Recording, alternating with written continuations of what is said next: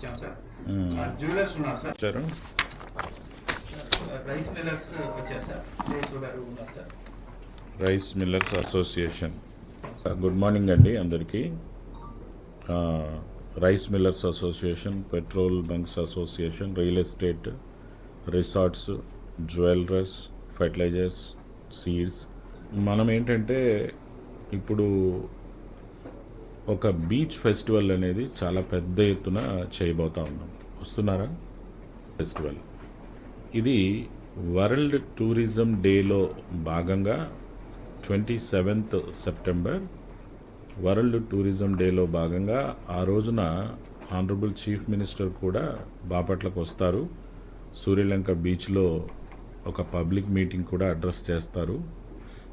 And దీనికి సంబంధించినటువంటి టూరిజంలో stake holders అయినటువంటి రిసార్ట్స్ కానీ, టూరిస్ట్ ప్లానర్స్ కానీ, అండ్ ఈవెంట్ మేనేజ్మెంట్ చేస్తున్న వాళ్ళు కానీ, టూరిజం డెవలప్మెంట్లో ఉన్నోళ్ళు కానీ, వీళ్ళందరినీ, ఈ స్టేక్ హోల్డర్స్కి, అందులో ఉత్తమ సేవలు చేస్తున్న వాళ్ళందరికీ అవార్డులు, రివార్డులు కూడా సీఎం గారి చేతుల మీదుగా ఇస్తారు. దీన్నంతటినీ కూడా టూరిజం డిపార్ట్మెంటు, టూరిజం కార్పొరేషను చూస్తూ ఉంది. ఈ విషయాలన్నింటినీ టూరిస్ట్ డెస్టినేషన్లో పెద్ద ఎత్తున మనం జరుపుకుంటాం, రాష్ట్ర స్థాయిలో జరుపుకుంటాం. ఈసారి వరల్డ్ టూరిజం డే సెలబ్రేషన్స్ని రాష్ట్ర స్థాయి ఫంక్షన్గా పెద్ద ఎత్తున సూర్యలంక బీచ్లో జరపాలని చెప్పి గవర్నమెంట్ నిర్ణయించింది. దానికి గాను మనకు ఒక 3 కోట్ల బడ్జెట్ కూడా గవర్నమెంట్ కేటాయించింది. అట్లానే డిస్ట్రిక్ట్ టూరిజం డే కోసం కేటాయించిన 1 crore కూడా అందులో కలిపి 4 కోట్లతో పెద్ద ఫంక్షన్ చేయాలని చెప్పి ప్రభుత్వం నిర్ణయించింది. ప్రోగ్రామ్స్ చేయాలి సీరియస్గా అనేటువంటిది గవర్నమెంట్ అభిప్రాయం. సో 26, 27, 28 3 రోజులు పెద్ద ఎత్తున బీచ్ ఫెస్టివల్ అనేది జరుగుతుంది. మనకు ఒక పక్కన ఈ స్పోర్ట్స్ ఈవెంట్స్ లాంటివి కూడా పెట్టుకోవడం జరుగుతుంది. అంటే beach volleyball, beach kabaddi, and kho kho, fencing, boxing ఇలాంటితో పాటు అట్లానే మరి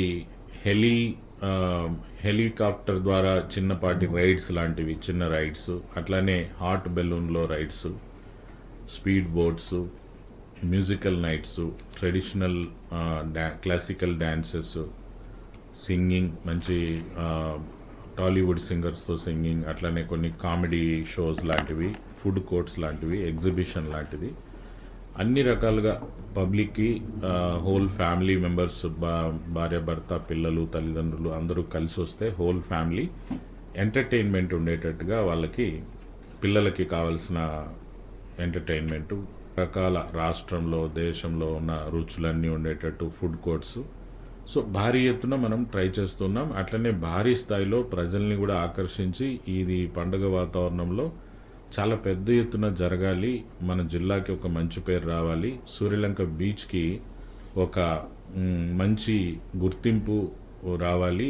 మొత్తం దీనికి ఒక మన హైదరాబాద్లో కానీ, ఒరిస్సా కానీ, అమరావతి, విజయవాడ, ఈ స్టేట్స్లో అన్ని చోట్ల నుంచి పబ్లిక్ రావాలి.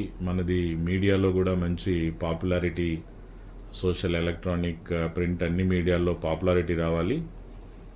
తద్వారా వచ్చేటువంటి బిజినెస్ మరి జిల్లాలో ఉన్నటువంటి రిసార్ట్స్ పీపుల్ కానీ, అక్కడ ఏదైనా రీటైల్ షాప్స్ పెట్టుకునే వాళ్ళు కానీ, ట్రాన్స్పోర్ట్కి సంబంధించి కానీ, లేదా దాని మీద డిపెండ్ అవుతూ హోటల్స్, లాడ్జెస్ పెట్టుకునే విషయంలో కానీ, వీటన్నింటి విషయాలలో, అట్లనే లోకల్గా ఉన్నటువంటి మన హ్యాండ్లూమ్స్ ప్రొడక్షన్ ఏదైతే ఉన్నాయో, శారీస్ లాంటివి, ధోతీస్ లాంటివి, వాటి సేల్స్ పెరగడం విషయంలో కానీ, వీటన్నింటిలో మనం ఉద్దేశించి ఒక ఫైనాన్షియల్ బూస్టింగ్ రావాలి జిల్లాలో. మీకు ఇంకొక మిస్సింగ్ పాయింట్ ఏంటి, రామాపురంలో కూడా కొన్ని స్పోర్ట్స్, కొన్ని కల్చరల్ యాక్టివిటీసు అక్కడ కూడా పెట్టి స్టార్ట్ చేస్తాం. అక్కడ కూడా సైమల్టేనియస్గా కొంత పబ్లిక్ అటు కూడా డైవర్ట్ అయిపోయి చేస్తారు. అక్కడ కూడా ప్రతిరోజు ఎమ్మెల్యే గారు వచ్చి పబ్లిక్తో ఇంటరాక్ట్ అవ్వడం అది ఇది జరుగుతుంది. ఇట్లానే మరి మీ అందరికీ తెలుసు, సూర్యలంక బీచ్కి 97.52 crores, 97 కోట్లు ప్రభుత్వం ఇప్పటికే శాంక్షన్, గవర్నమెంట్ ఆఫ్ ఇండియా నుంచి నిధులు కూడా దానికి వచ్చాయి. నమస్కారం. ఇది ఒక ప్రెస్టేజ్గా చేయాల్సినటువంటి అవసరం వచ్చింది.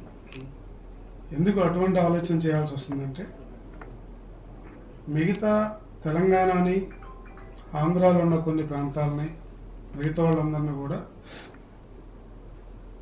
చీరాల బాపట్ల లేదా బాపట్ల చీరాల వీటిని ఫోకస్ చేయడం కోసం ఇది ఒక మంచి అవకాశం అని మేము ఆలోచిస్తున్నాం. సో ఇక్కడ ఉన్న వ్యాపారస్తులకు కానీ లేదా రిసార్ట్స్ ఓనర్లకు కానీ వీళ్ళందరికీ కూడా ఒక రోజు 2 రోజులు 3 రోజులు ఇబ్బంది ఉండొచ్చాము, కానీ లాంగ్ టైం దీంట్లో బెనిఫిట్ ఉంది, అది మీరు గ్రహించాలి. ఉదాహరణకి ఈరోజు మేము కలెక్టర్ గారు మేమందరం కలెక్టర్ గారిని వెంటపడి చేనేతల మీద కాన్సన్ట్రేషన్ చేసి వాళ్ళకి సంబంధించినటువంటి మెటీరియల్ మీద ఏదైతే వాళ్ళు తయారు చేస్తున్నారో దానికి ఒక రికగ్నిషన్ తీసుకొస్తే ఈరోజు పొద్దున్నే నా దగ్గరికి 2-3 వచ్చి మా వ్యాపారం చాలా బాగుంది, బ్రహ్మాండం జరుగుతుంది, మేము ఇప్పుడు బాగున్నాం, అసలు మీ దగ్గర రావడానికి కూడా మాకు టైం దొరకట్లేదని చెప్పారు. ఇది నిజం. పొద్దున నాకు అదే కావాలి, మీరు అదే చేయండి అని చెప్పారు. సరే, మనందరం సంతోషాన్ని వ్యక్తం చేద్దాం. కలెక్టర్ గారిని ఢిల్లీ వెళ్ళి 18వ తారీఖు వెళ్ళి వారి చేతుల మీదుగా కుప్పడానికి ఒక గుర్తింపు సంబంధించినటువంటి మెమోంటో పంపించారు. ఇది పెద్ద ఎత్తున ప్రచారం జరగడం వల్ల ఈరోజు చీరాలకి మీరు కనుక్కోవచ్చు, నేను చెప్పడం కాదు. అది ఒక అర్బన్ కల్చర్ నాకు తెలిసి చీరాలకి బాపట్లకి రెండింటికి కూడా ముందు రోజుల్లో ఒక అర్బన్ కల్చర్ వస్తుంది. ఈరోజు ఒక ఆఫీసర్గా ఆయన ఉన్నారు.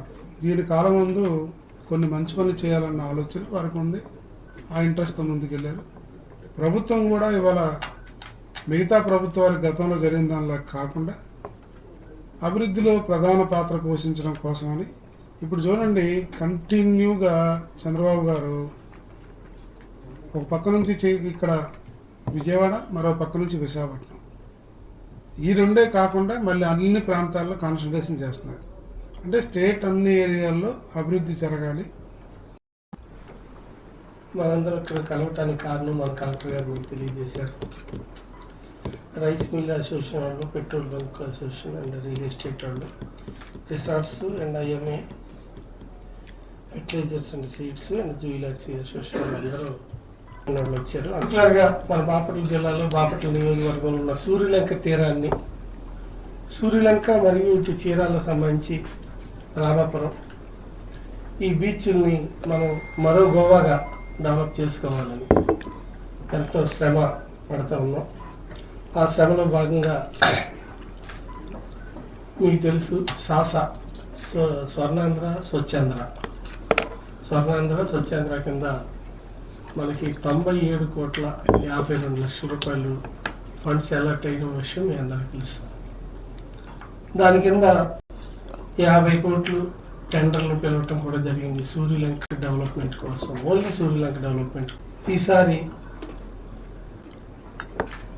మన ఎంపీ గారు కానీ, అలాగే నేను కానీ అసెంబ్లీలో, అలాగే కలెక్టర్ గారు, పర్టికులర్గా కలెక్టర్ గారి గురించి మనకు తెలియజేయాలి. కలెక్టర్ గారు ఆ ఫండ్ కోసం ఎక్కడో హర్యానా వెళ్ళిపోవాల్సిన ఫండ్ని మనం ఇన్ టైంలో ప్రాజెక్ట్ రిపోర్ట్స్ అన్నీ తయారు చేసి, డిపిఆర్లు తయారు చేసి ఇన్ టైంలో మనం పెట్టడం వల్ల కలెక్టర్ గారు కృషి, అటు పెమసాని గారు, అలాగే చంద్రబాబు నాయుడు గారు ప్రత్యేకంగా దృష్టి పెడతాం. ఎన్ని కారణాల వల్ల మనకి 97 crores, చిన్న విషయం కాదు, 97 crores వచ్చింది. ఆ సంపద సృష్టి అనేది చంద్రబాబు నాయుడు గారు అయితే, ఆ సృష్టిలో మనం కూడా భాగస్వామ్యం అయితే, రియల్టర్స్ ఉన్నారు, రియల్ ఎస్టేట్లో ఉన్నారు. ఇక్కడ వాళ్ళ రియల్ ఎస్టేట్ స్పీడ్ అవ్వాలా. ఇప్పుడు పాలసీలు వచ్చినాయి, బిల్డింగ్ కూడా రెగ్యులైజేషన్ స్కీమ్ వచ్చింది.